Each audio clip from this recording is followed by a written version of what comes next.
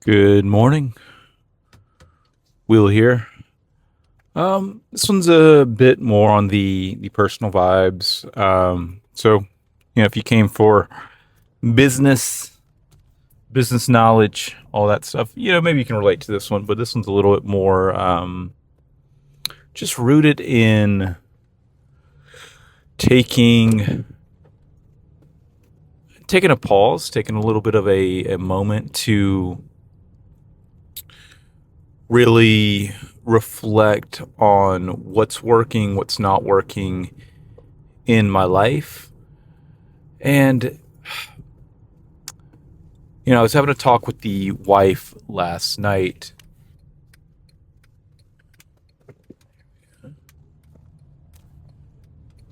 and her and I both agreed that we've been feeling off balance. As in the relationship can be better, the time with the kids can be better, the just juggling of everything can be better. And all the stuff that she was kind of saying, I could not help but you know what, you're pretty much 100% on the mark on all this. And it made me think to myself, maybe I've been over optimizing towards the business, which has been making me under optimize towards the other things that are in my life, right?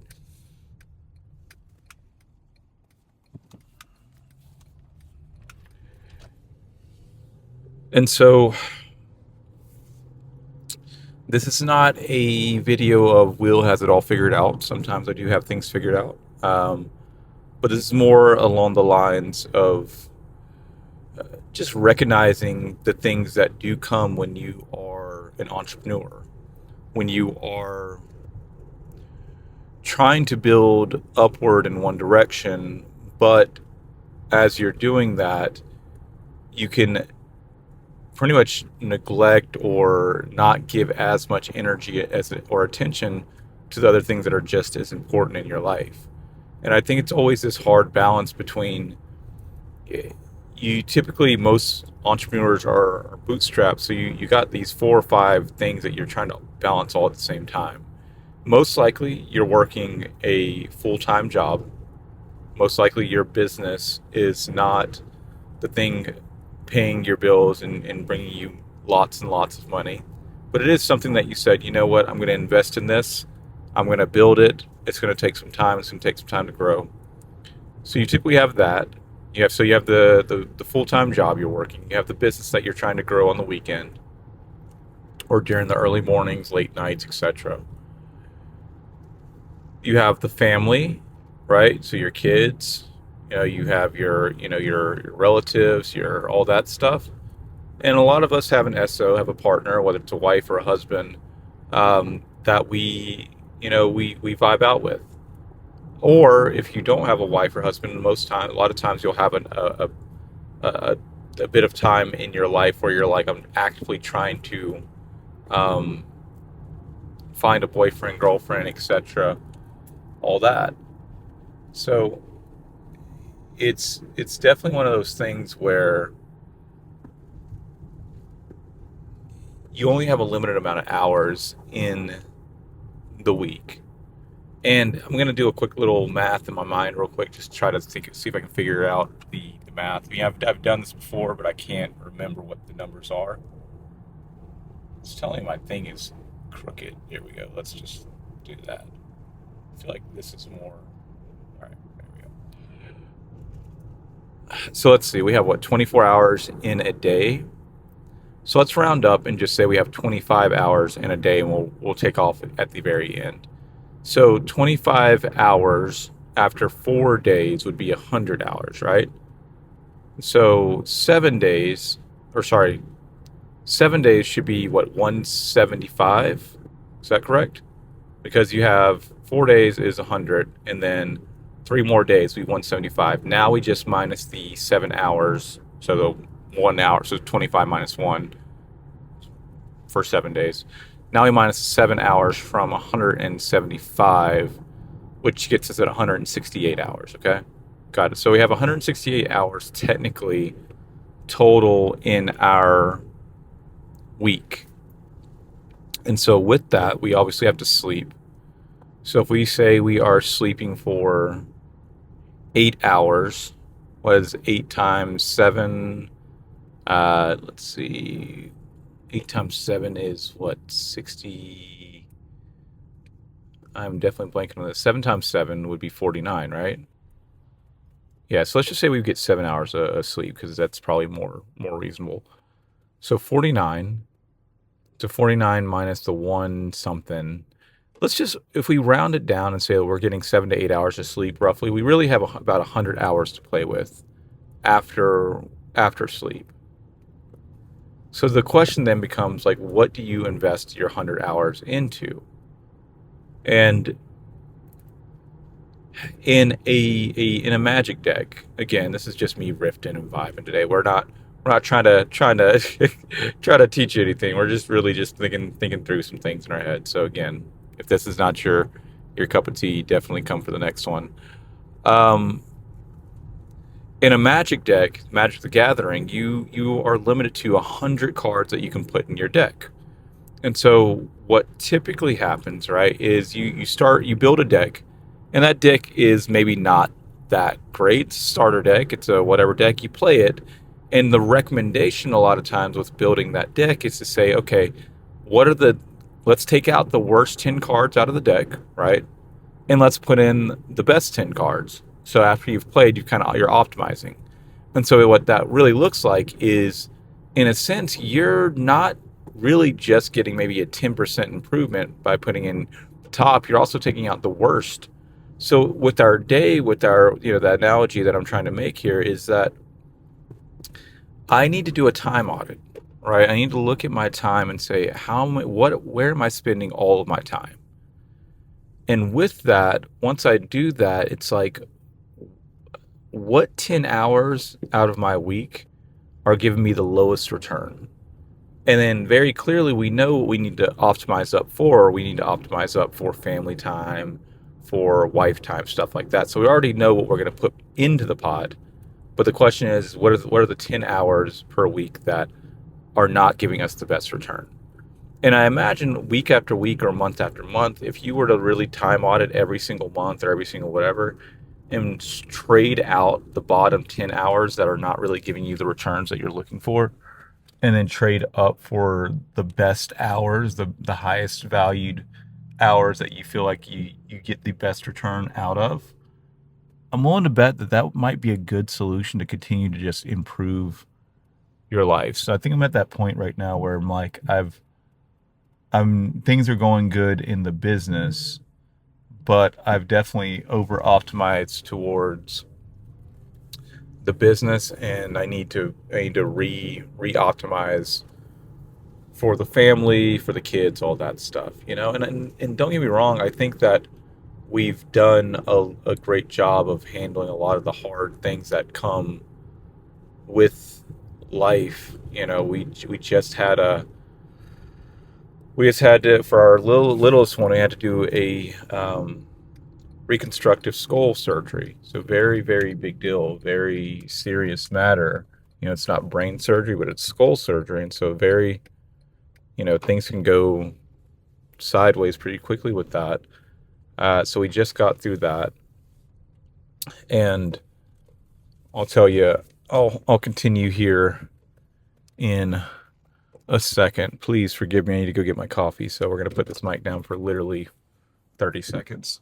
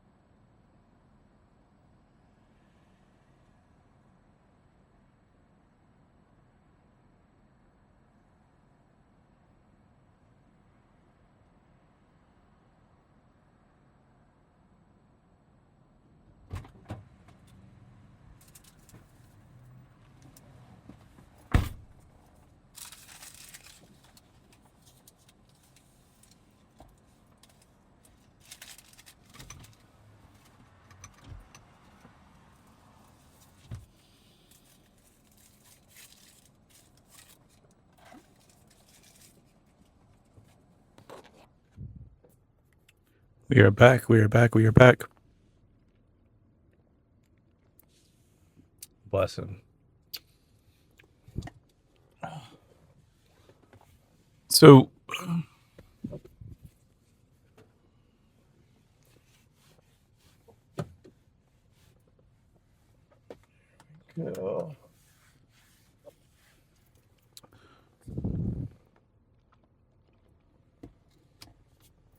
so we just went through that.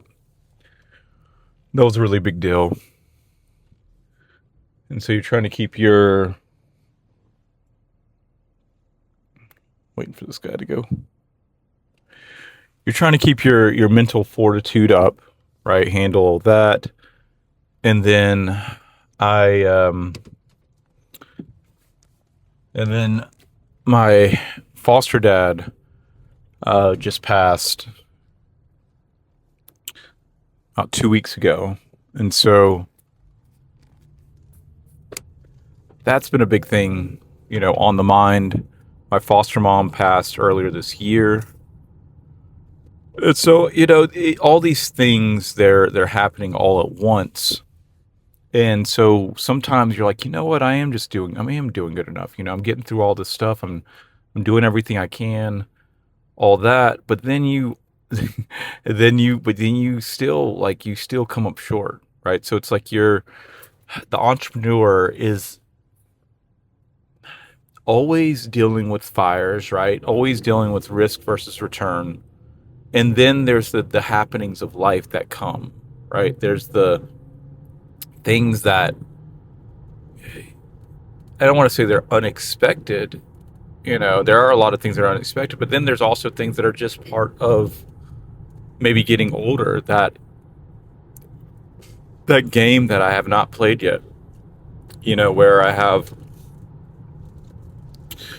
a mother-in-law that's getting older, right, and needing a lot more attention and assistance. And then I have my kids that need my energy and my assistance, and my wife that, needs my companionship, etc. And so those are the things that tug and push and pull and all the things. But all that being said, let's merge onto the highway here. 1 second.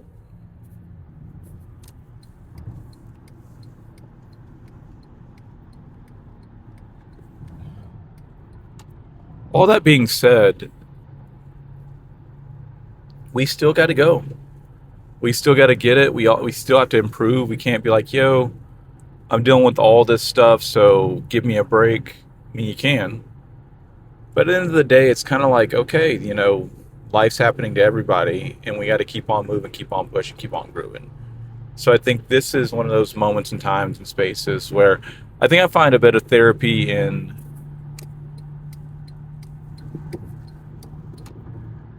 I think I find a bit of therapy in two different ways. A lot of times just talking and having, right, like doing these videos, stuff like that, just riffing, feels therapeutic to me. And then going to the movie theater feels therapeutic for me. And so I appreciate you guys vibing out, hanging out with me, doing the thing. Also getting a haircut. Look, I got a haircut yesterday. Okay, we're doing our thing. It's been a while since we got a haircut, so we're gonna try to make that a weekly thing versus that being a monthly, or I don't even know how long it's been since I've had a haircut, but pretty much like a monthly thing. Or sorry, it's been like a month. It's like make that a weekly thing. So coming back to the analogy of if you have 100 hours, right, 100 hours to spend, how do you invest those hours wisely? Every week you have 100 hours. In your month, you have 400 hours. If we're taking out the whole sleep thing and we're saying we're actually getting good sleep, what are we doing with those hundo? And that is what today, when I'm looking to just really dial in and solve. We already know that we're working, at least we're working 40 hours at our day job, right? We know we're at least working probably 10 hours, 20 hours. I don't know how many hours you're working on the business, but you're probably working a good bit. So like,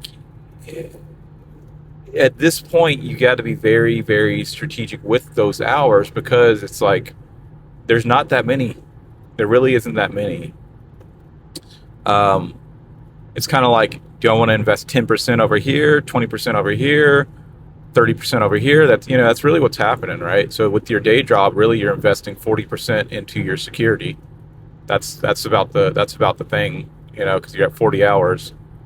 Of course you could be working more, all that stuff, but like that would be the the idea. So what percentage do I want to invest into each parts of my life to make sure they're good and they're vibe and they're doing their thing? And also, am I overly investing into, let's call it, the business, right? So for instance, if I'm spending 10 hours out of my 100 on the business, that's a 10% investment, okay? It's not too crazy. But if we start getting into the 20, the 30, the 40%, like what else? What am I not investing in if I'm spending my that percentage on the business? That's the real question, right? What percentage do I invest into the family? What percentage do I invest into my relationship with my wife? Like what percentage do I invest into myself? I don't know. I don't actually have these numbers. I don't know. I'm going to try to figure this out today. But the reality is you have finite resource of time. Now, of course, you could say at some point maybe instead of me working 40 hours, I work 30 hours. So I'm investing 30% of my time into security. And then you have now 70% of your time to invest. Maybe you invest 20% into the business. So now you're at 50. 20 into let's call it, let's say uh, let's say 30 into the family, 10 into the wife, and 10 into you. Maybe, I don't know. That might be right. That could be right. I think it's all subjective here. You got to figure it out for yourself. but like, what's the real numbers in my mind? I'll um I'll rain check that and let you guys know what the conclusion I came to. Now, of course, you can say if you want to have a little extra credit, you're like, you know what? I actually can get maybe 10 more hours back.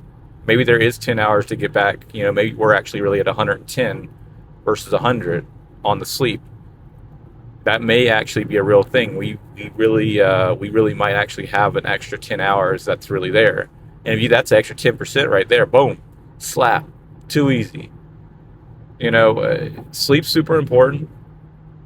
Very, very, very, very important because it optimizes everything else that you do. So I don't want to tell you to skip out on your sleep. Um, but if we needed to pull a little bit, right, sure. But that starts to get to that weird notion where you're like, you're not able to make the hard decisions, so you then start to pull from the only other place that you can pull from, which is like your sleep, which is probably something that you shouldn't sacrifice, right? Um, but yeah. Anyways, moving on. I saw that Bagonia, I think it's called Bagonia movie. That was pretty good. Pretty good movie. I couldn't tell. Like they both played a really good role. Pretty much the premise of that movie was like it's kind of like a sci-fi. 1 second. Here we go. It's like a sci-fi thriller. I don't know. It could be. It had some funny moments in it too. And you have this conspiracy theorist that believes he believes he's kidnapping an alien, this person, and the whole thing is like you're wondering like, is she really an alien or not an alien? So very good. Is he fucking crazy or is he actually like onto something? Like that's the whole movie. It was good. Good movie. Good movie. Good movie. Good times. Good vibes. Yesterday, what did we do? What did we do? What did we do? Yesterday I think I told you guys about a noise versus signal um, dashboard I created, where all pretty much once it's all set up, I really need to get into this whole thing of like just sharing my dashboards with you guys. That'd be pretty cool because like that's the real thing. But again, limited time, limited resources. Let's not go all out the thing. Maybe if we get enough demand, enough people like, I'd love to have the dashboards of the things that he's making. Maybe that'll be a thing. Now, but let's not jump into more on that side. But essentially, you know, I set the three intentions that I wanted to have done for the day or do for the day. Um, we got 2 out of 3 done, but we also didn't have any noise during that time, meaning no interruptions. And I think if you start to really track the noise that comes into your day after you set an intention, right? Let's say that you're like, I'm going to work or do this thing for 5 hours. And you then set the 3 things that you're going to work on for those 5 hours. Let's say you're going to work 3 hours on this one thing, 1 hour on this, 1 hour on that, or whatever the combo is. And you go out and get it. You start doing it. Now, you got 2 questions. It's like, did you actually do those things, right? And then while you were doing those things, was there any noise that came through where you had to maybe stop because your family needed X or Y or Z, or your friend called and you just started talking to your friend, like whatever the thing is. There's so many things that just kind of occur and come up. And what'll happen is it'll then track and say, huh, you spent an hour on this thing that's noise. And it's not saying that that thing is technically bad, but it's like once you set your intention and you say these are the hours, it's like you're kind of locking into your commitment. So it's almost like your question of how good are you at saying you're going to do something and getting it done, and then how often does noise just somehow crop up into your time. Um, and so ideally, 80% of your time is signal and 20% of your time is noise, because there's things that just happen, but most of us probably are not at that point. Most of us are probably at like a 50-50 and we don't realize it. And if you think about, like, if you only have that, remember, if you only have those 10 hours per week, you just said, I'm investing of my 100 hours, I'm investing 10 hours into the business. If half of that, if that is noise, you're not getting 10 hours, you're getting 5 hours. Like, that's crazy, right? You're like, I'm going to go and do this for 10 hours. And then you're only getting half the return on your time just in general, just with that, because there's other things that are cropping up.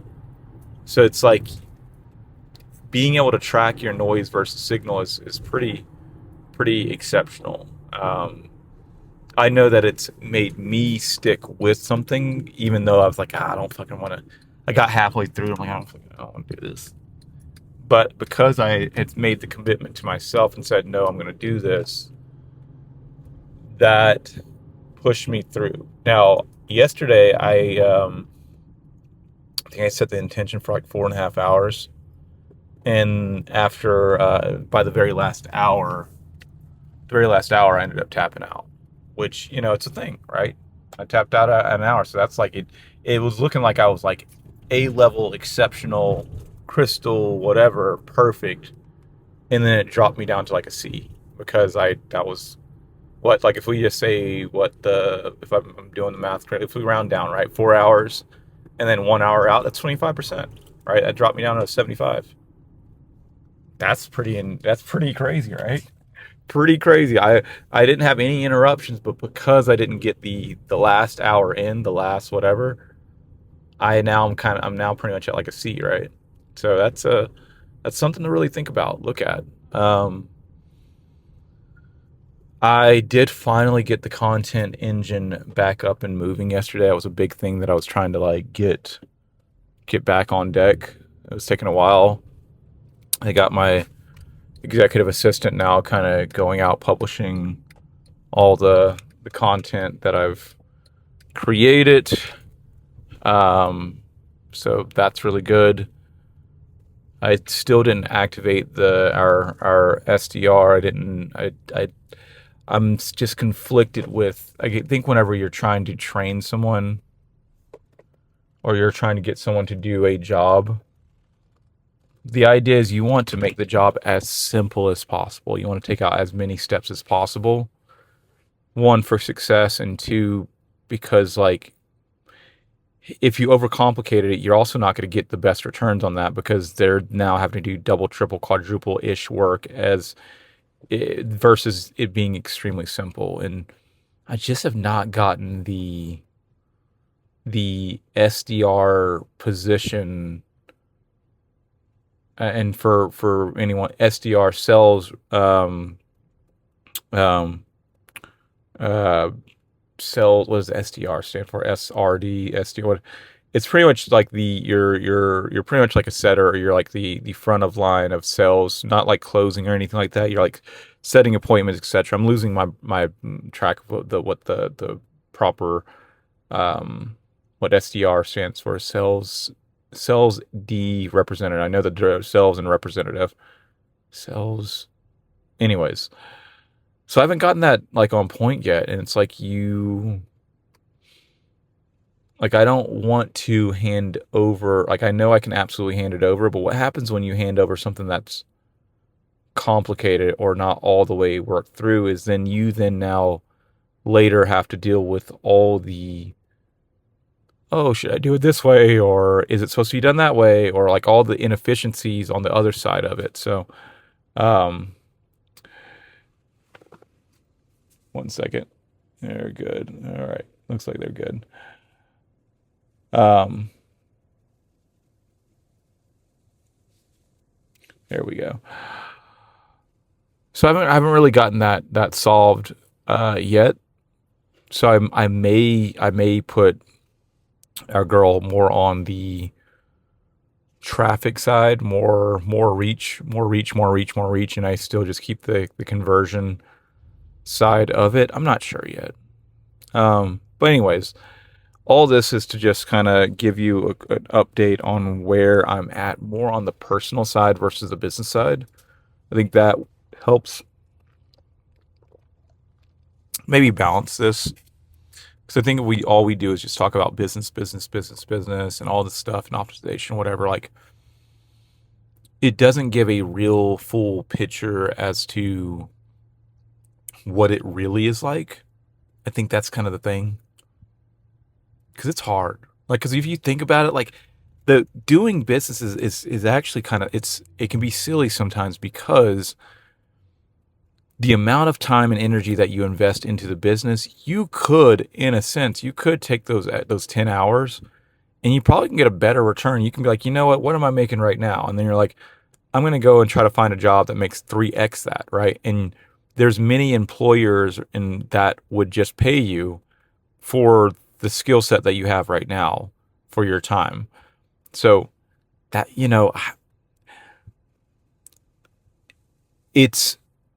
it has major outsized returns when it all works, right? But you also have so much cost on the other side that you're dealing with, which is why it's so important. I made a video a few days ago about just time leverage.